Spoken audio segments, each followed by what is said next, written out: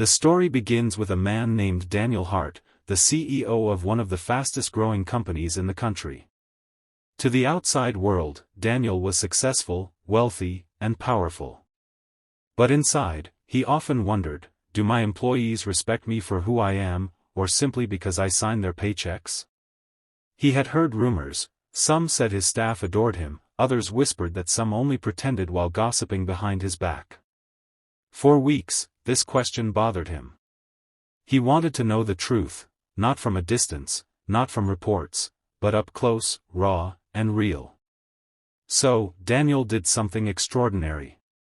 He disguised himself.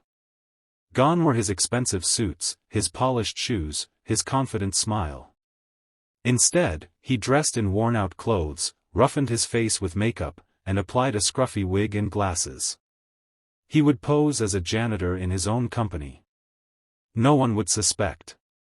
He wanted to see how his people treated someone who had no power. On his first morning as Mr. Carter, the new janitor, he arrived earlier than most. He nervously clutched his mop and bucket, feeling strangely vulnerable.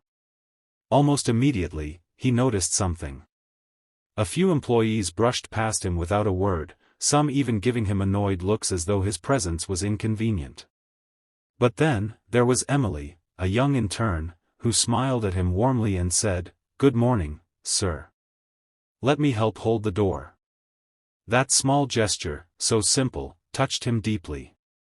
He wasn't used to such kindness when people didn't know his status. As the day went on, Daniel saw a wide spectrum of behavior. Some employees were polite and grateful when he emptied trash bins, while others tossed papers carelessly in his path, expecting him to pick them up without a glance. But it wasn't just the small actions, it was what he overheard. In the break room, two men mocked the new janitor for moving too slowly. "If this company hires people like him, no wonder things fall apart," one sneered. Daniel's chest tightened. Is this how they talk about people they think are beneath them? But then, something changed on his third day. While carrying cleaning supplies, Daniel accidentally spilled a bottle of water across the floor. Before he could even bend down, a kind-hearted supervisor named Lucas rushed over with paper towels. "Don't worry, accidents happen," Lucas said with a genuine smile. "Let me help you." Daniel felt a lump in his throat. This wasn't about money or power, it was respect for another human being. The most powerful moment came later that week. Daniel had been cleaning late in the evening when he overheard his assistant manager, Clara, on a phone call. Her voice cracked with exhaustion as she confessed to a friend that she often stayed late not because she had to, but because she believed in the company and didn't want her team to fail. She never asked for recognition, never sought applause, she simply gave her best, unseen. Daniel's eyes burned with tears.